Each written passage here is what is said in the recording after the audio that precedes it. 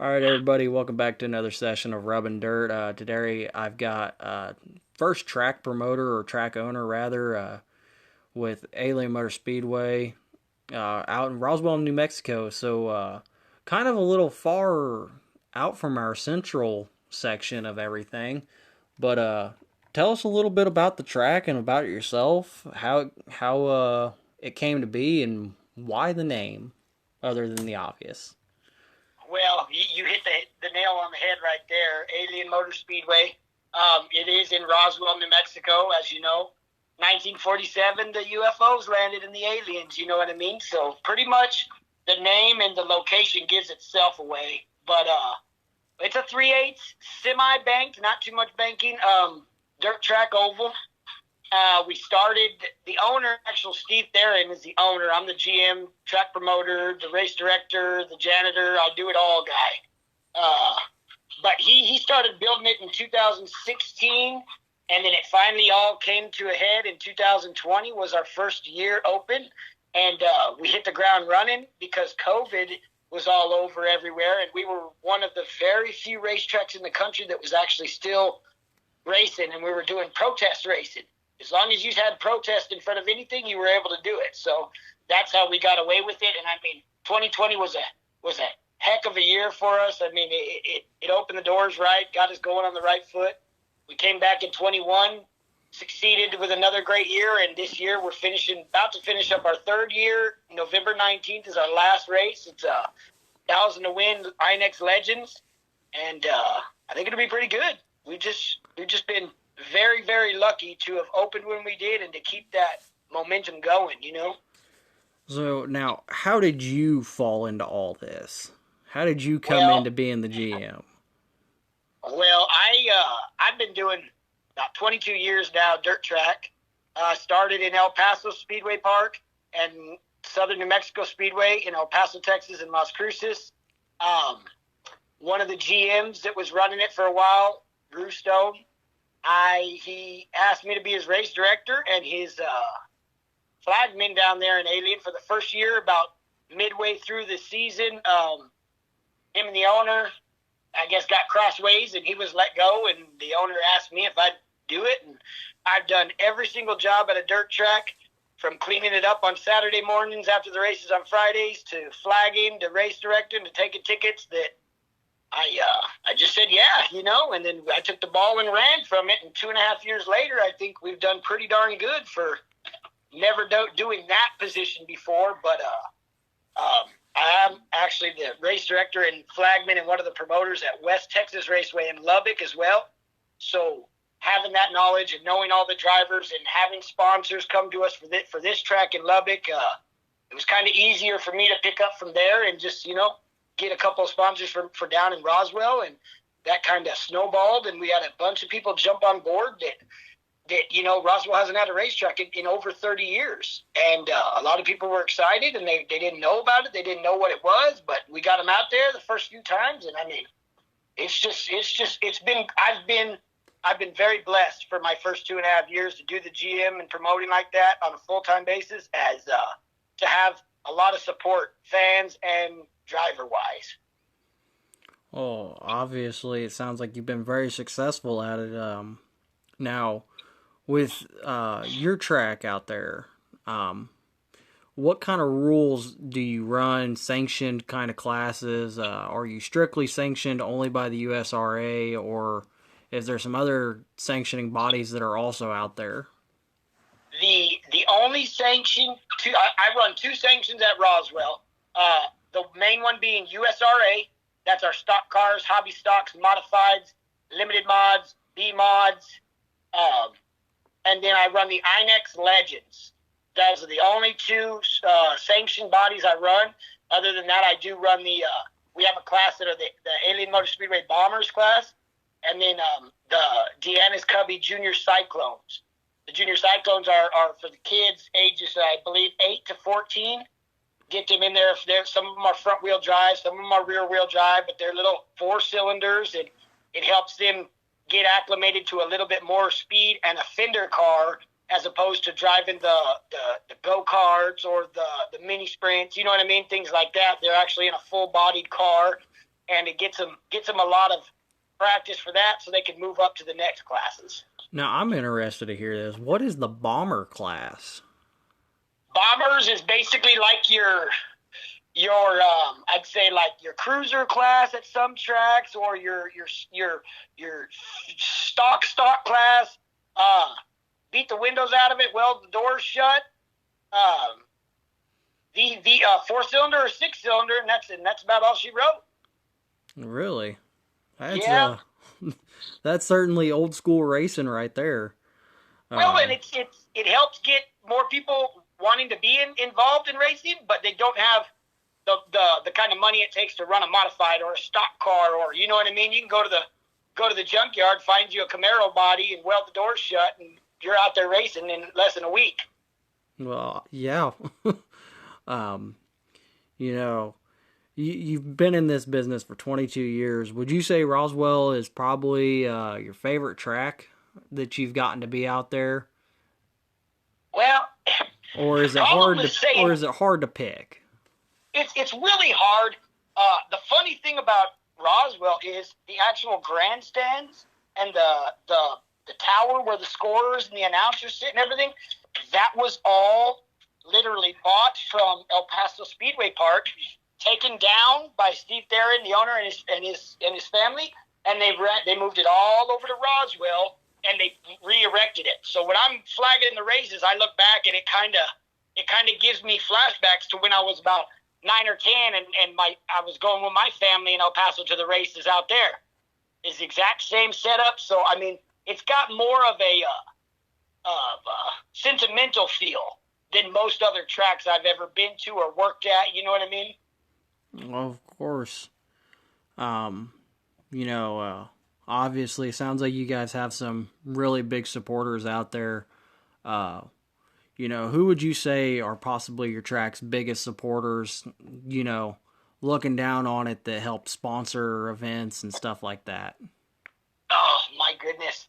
In Roswell and Lubbock, we're very fortunate to have the best sponsors, I think, in dirt track racing. I've got from Chance Materials to Pressure Services, Blackhawk Brewery. They're a local brewery in town. He sponsors the alcohol out there. You know what I mean? There's just so many people that if I tried to just name a few, I would not be doing justice. You know what I mean? I don't have my list in front of me, but it takes an army.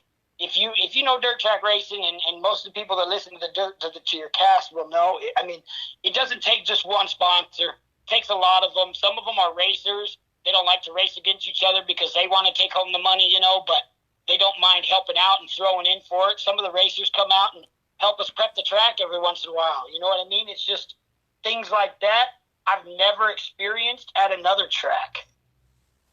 As far as the racers say, well, if you need help with water, I'll go out there and water, or you need help blading or something like that. If we can't get to it, or if we've got other things that we've got to handle, they're all there. So to me, the past 3 years at Roswell, I'd say every driver that's shown up at least 1 week to race, those are my biggest sponsors, because they keep coming back. They don't let me down, and they're always there to offer a hand no matter what. Now, you mentioned a couple of your drivers. When you look at your drivers and the people that show up out there, would you say that, there's particularly a hometown kind of rivalry between any of those drivers? There is. Our hobby stock class is probably one of our bigger and better classes for the past 3 years. And I'll tell you what, we have maybe 18 of those guys, and probably 13 or 14 are all from in town. So you'll have about 4 or 5 guys from this shop, and then you got 4 or 5 guys from another shop. Then you got a couple guys that are just on their own, that are just there to have fun. But then we got some good rivalries. We've got some good rivalries. And the best thing about it is it's not just a local kind of hometown thing. The past 2 years, I've had the USRA National Hobby Stock Rookie of the Year was from my track. I also had probably, I think, 6 of the top 12 in national points of hobby stocks from my track last year. This year we have 6 of our stock car drivers are in the top 10 for USRA national points as well. One of them finished 3rd place overall. Rob Mosley. I actually do have an interview with Rob tomorrow. Rob is, and don't let Rob fool you. He'll try and tell you he's only hometown fast, but that guy is fast everywhere he goes. And he's consistent, and he's one of the ones that, if I need anything, I can give him a holler. If I need a ear, someone to listen to me and give me their feedback, he's more than welcome to do it. And, I mean, they drive, I say they're my local guys, but he's in Albuquerque, and he leaves his Albuquerque track and comes about 3.5 hours to run Ailen. Wow. That's a pretty good stint just to come run Ailen. Yeah. So you must be doing something good. Well, I mean, I don't shortchange them. I give them what they're supposed to get, because they're all there to put on the show. And I'm just very flat out and basic with them. I tell them the truth. I don't have anything to lie about. You know what I mean? And they take my word, and it's worth something. Nowadays, that's just not. You can't find that a lot of places. No, it is certainly hard to find.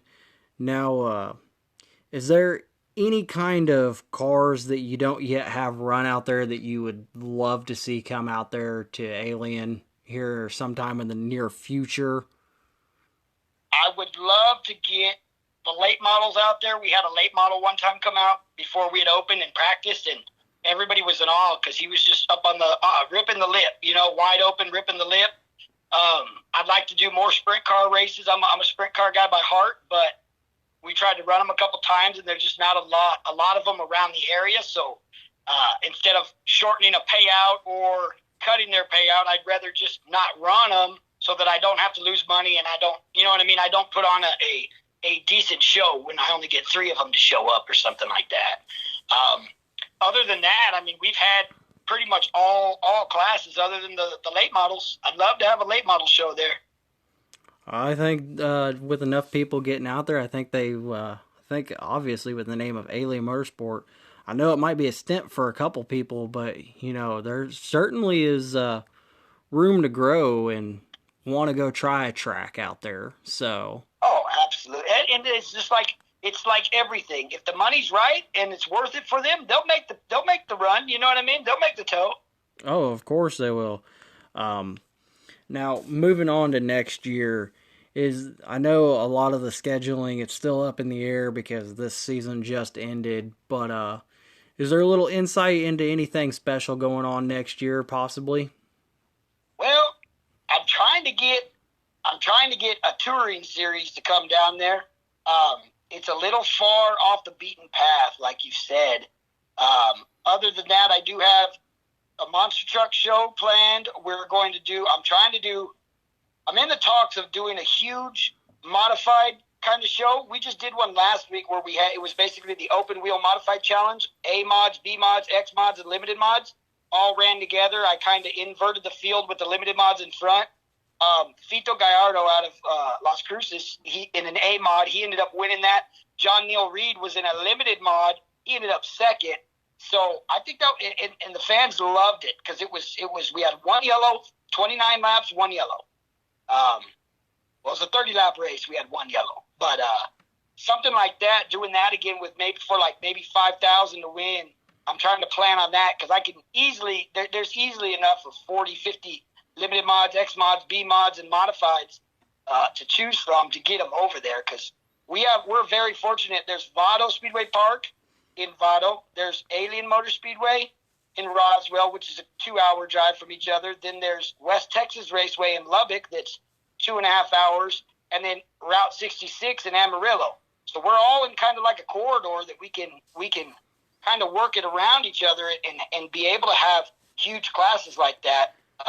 And if you put the payout good enough, I think I should be able to get at least 40 of them for that show. That's something I really want to do again. So, now, without giving up too much of your tricks and trades out there, what kind of advice would you have for tracks that are struggling to bring people in, as far as getting fans brought in? How would you say best apply to getting more people to come out and either race or to the grandstand? That's been a tough one for us because, like I said, Roswell hasn't had a racetrack in 30 years plus. A lot of these other places have had a track, so they have a fan base. They have cars sitting in the weeds, you know what I mean? My biggest thing that I've found, because Roswell, we're lucky enough, Roswell is a tourist attraction because everybody wants to go in one time in their life to see all the Alien Museum and everything. So I've literally hit the pavement. Old school. I've printed up a bunch of flyers and I go downtown on the weekend on Saturday mornings before the races and I look at all the people that are taking pictures of aliens and walking around looking at stuff and I ask them because there's not a lot to do on Saturday nights and I ask them, what are you going to do tonight? And they say, well, there's nothing really to do here. I give them a flyer. They find out that there's a racetrack in town and they show up. So to me, really old school, beating the pavement, just hitting the streets, making your words out. We do. I have a couple of the drivers. They'll set up their cars around town, and I'll give them free tickets to give, and that always gets people walking by. They want to see the kids, want to see the race cars. So then in that turn, they got it. The parents get involved. We give them tickets. Now there's no reason that they don't need to go. You know what I mean? Of course. Very old fashioned, and I've used the radio a lot, but nowadays it's hit or miss because a lot of people have XM radio, so nobody listens to radio no more. So I mean. It's just, I just get us out there as much as I can. My cars are involved. My drivers are involved. That's the best kind of deal because you can get up close and personal with the drivers. You learn a little bit, and then that'll get you hooked to want to come out, Now, certainly you have a huge attraction there with, being a tourist destination because of the aliens. Whether they have or have not legitimately been seen, there's always speculation from everybody. I haven't seen any on the 3 years I've been driving down there, but that's not to say I missed them. Have you ever thought about taking a couple 4-cylinders and kind of getting a little cosmetic thing going on, making them look like aliens racing from different planets? Well, we haven't, but goodness, it's a pretty good idea, really, to be honest with you. I might steal that from you. I know they make some glow paint, so turn the tracks lighting down to minimal and let them run around and go, oh my lord, green's beating blue. They're going to be a couple unidentified flying objects if we do that. That'll be good. that sounds like it would be a great opportunity to take on that. My biggest thing that I found is when I do. So we do the Easter egg extravaganza. I had about 3,000 Easter eggs this last time. And then we do a back-to-school backpack giveaway. I give away over 150 backpacks with school supplies already in them. We did our 4th of July extravaganza. The city didn't have a fireworks show. I had a fireworks show. And then we also do the kids' bicycle giveaway. This year we gave over 60. Last year we gave over 70 brand new bikes away. And anything I can do to get involved with the town and the kids involved and everything, that is huge. I will say that is one of the biggest ways to get you more spectators and fans. I know I'm obviously trying to help grow you guys as just much as I'm trying to help all the drivers out there grow. There's not too many people out here who are wanting to interview track promoters or GMs or stuff like that. So did this kind of catch you off guard a little bit? It did. This is probably only the second interview I've ever done in my spot. The first being a local radio station in Roswell, just to get the name out there. Well, I'm always happy to help you guys. I do have one question, though, for you. It's something I like to try to ask you, whether they're a driver or an owner for a team or sponsor for a team out there. But what would you say racing means the most to you? That is possibly the most loaded question I have for everybody out there because it's different for everybody. Yeah, that's pretty hard, but I've got two things come to mind. Family, number one, because as this has evolved over the 22 years I've been doing it, it's been more and more of a family ordeal. My track people are like family. The drivers are like family. When something happens within one of their families, it's really not a question needed to be asked, but everybody pitches in. We'll do a pass the helmet, you know what I mean, at intermission, and the fans understand they're part of that family. To me, I would say it's all basically like a family. Of course, obviously, our fans and our drivers' families and everybody, they mean the most to us. And I touched on it a couple of times with some other people throughout the time of this podcast. You know, we really are always here to support each other. And, you know, after people pass away and stuff, we don't forget about you. The impacts you guys have on tracks, they do mean more than what you realize. And, you know, even the track promoters and owners and stuff like that, you know, without those guys, we would probably be doing this out in a cornfield somewhere and probably getting the cops called on us. We'd have that horrible reputation of they're just a bunch of redneck drunk hillbillies. That's what we would be. That's what they would look at us as, I'm sure. I'm sure that's what a lot of people still will look at us as regardless. But you know, not everybody can afford to race Priuses on Sunday. No, they cannot. You know what? That certainly, I think that actually would kind of be entertaining. Get a bunch of electrical vehicle Priuses to race each other in like a banger figure 8 class. The last one that has to go to the Charger is the winner. That sounds like it'd work pretty good for us all. But you know, before we sign off, is there anybody that you may have forgotten to mention that you'd like to say thank you to out there for the opportunities given to you in this whole ordeal? Really, the biggest one is Royal Jones. I'm sure you're familiar with that name.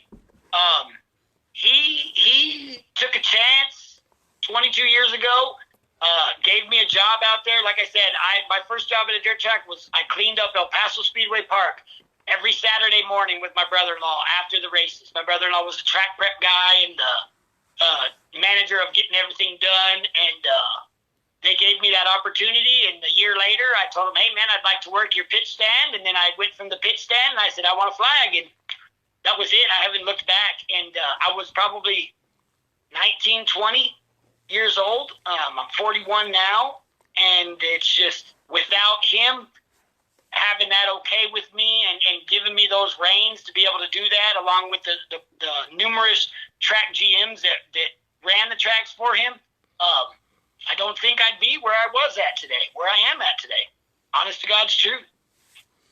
Well, obviously, I've enjoyed this, so on behalf of our podcast and our partnership program through W Energy, thank everybody for tuning in, and look forward to possibly hearing from you later down the road next year or a little bit later on in this year. If you got something special that comes up that you'd like to try to promote out there, we're all ears always to help spread it and, you know, try to get a couple more people over your way. Can I throw a plug real quick?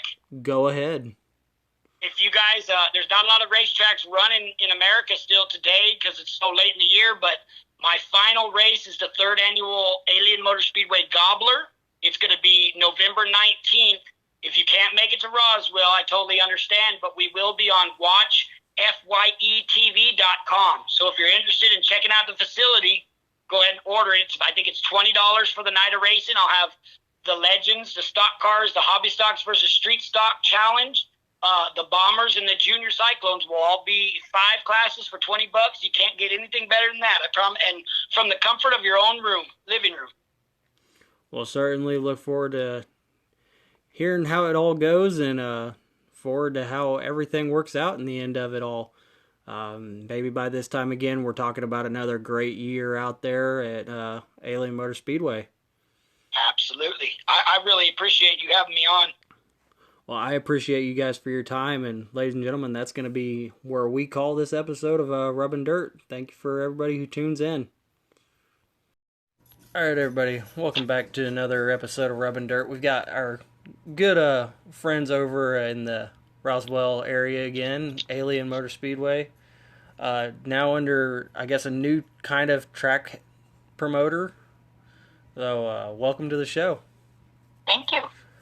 Now, like I said before, Pipes gave us a great talk and rundown of the track from last year. So, what big is going on now this year? Well, the thing that I think is exciting for this year is we're bringing more divisions back to our racetrack. For one, we're bringing back the West Texas Raceway street stocks, and we have been coordinating with the other tracks to make it to where we're not running on the same night as they are in those classes. We're also including our USRA stock cars, which we had before, but we're having them every week. Again, along with USRA modifieds and USRA B mods. So we're trying to bring in more cars for more exciting races for all our fans. So, are you guys still doing the glow in the dark racing? I'm not exactly sure what that glow in the dark racing is. You got me on that one. I know you guys got your endurance race getting ready to come up. Explain to me how that works exactly, because I'm not familiar with an endurance race on a dirt track. Okay, well, they kind of, it's watered really well. And they just go, the first one to complete 300 laps wins. Wow. We do not throw yellows. So if cars are down, it means you have to go around them like an obstacle course. Of course, if someone is in danger or the track's completely blocked, we'll throw a red to stop it and try to clear some of it, or if something else is going on, to take care of that as well. But they're allowed to take pit stops. They may be off 5, 6 laps or more, come back on, and they start at the lap that they left on. And that way, it's just an endurance. Who can last and make it through the 300 laps first? Well, that's interesting. That's also something unique that you guys do. Now, I know the bombers are a big thing over there. Mm-hmm. Are the bombers still growing in popularity? I think so. I know of more drivers that I've heard that are coming to be in the bomber class. What's nice about our bomber class is that's an entry-level class that for someone that doesn't want to spend a lot of money or a lot of time on a vehicle. Let's say you look out in your pasture and you see this car and you go, hey, I'd like to take that racing. So you just take it and you put a roll cage in it so that you're, for the safety part. Get it running. Everything's stocked. So if it's a Ford, it has the Ford parts, GM parts, so that nothing fancy is added to it or aftermarket. It's all stock, entry level. They can't run anything higher than a 2-barrel carburetor. We do allow what they call bead lock rims on the right side. That's for safety. Helps with when you're digging into the corner that tire doesn't blow as easily. But basically, it's just so that you can get into it fairly cheaply. I mean, not everybody wants to spend $10,000 on a race car to play with every week. But there's nothing wrong with doing that either if you want to go fast. Certainly not a bad choice either way. Now, how did you come into being the new track promoter? Well, that's kind of a long story, I guess. Anyway, when I was about 18 months old, which was a long time ago, my dad started racing. My mom finally talked him into going and watching the races. And she took him to the racetrack. Within a week, he had his own car, and he raced. He raced until he died. I know 2 nights before he died, he bought a race car. And he was, he would have been out there for the 4th decade, I guess. Anyway, He raced. My mom raced. I always wanted to race. He made me wait until I was 18 before I was allowed to race. And my rookie year, I got second place and rookie of the year for the Powder Puff division, and my mom won the championship for that class. And then I went back and raced it a few years later, and I won the championship, and she got second place. So just growing up around the races, then when I went back to racing, after my dad died, I found it hard to go to the local races. It was just, I don't know, too emotionally hard on me. But I still kept up with my friendships with the people I grew up with, that sort of thing. And they talked me into coming out, and they showed me the other side of racing. And I started first taking tickets, and then they showed me how to take score. And a few years ago, when Ailen Motor Speedway opened and they needed some help, they contacted my friend. We came down here and helped them out. And we helped out a few different times in the 2020 season, and then again in the 2021 season. At the end of the 21 season, I asked Jeremy Pipes, I said, were you just teasing, or were you serious that you wanted us to come work for you every week? And he said, I want you every week. And I said, I am yours, I'll come. So last year I was a full-time head scorekeeper down here. We got our transponders. So I got to learn that whole system, had a ball, met a lot of really nice people. And when Jeremy chose not to renew his GM contract, they asked me if I would do it.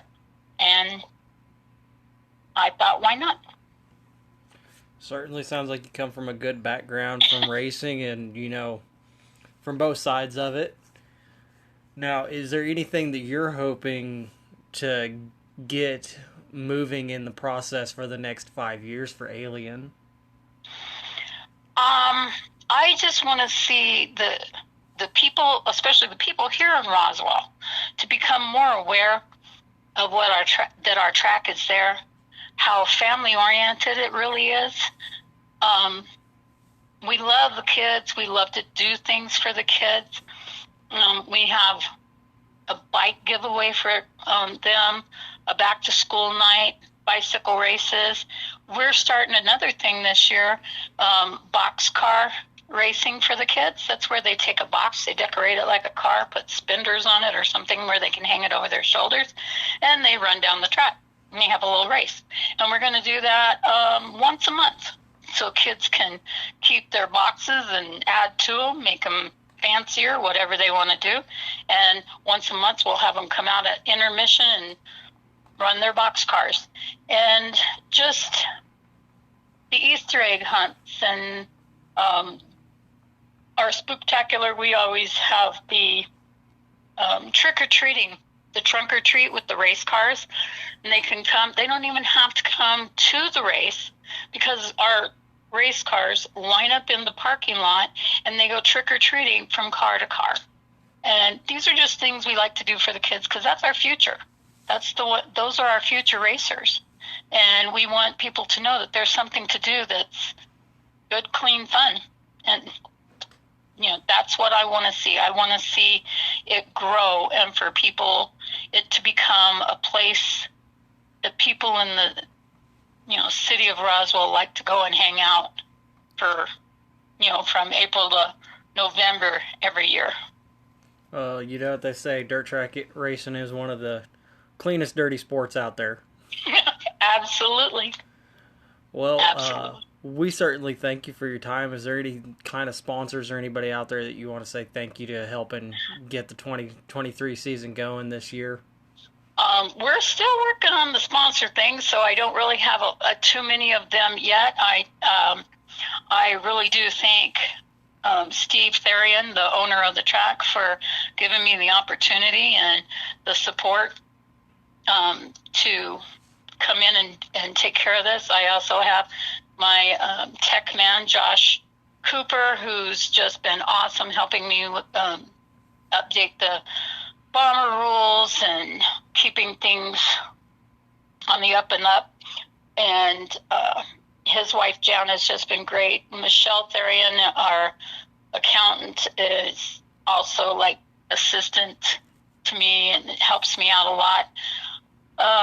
There's just too many people to mention that have been very helpful, and I appreciate all the drivers. Of course, they've been very receptive of a woman coming in, I guess, as a GM.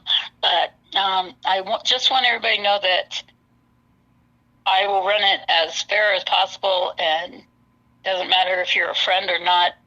You know, rules are rules, and I will be strict about that. It'll be fair for everybody that comes through. Certainly, that's the only way to run it. Now, if you guys would like to hear more about Ailen Motor Speedway or learn more, obviously go check them out on Facebook. Go look them up.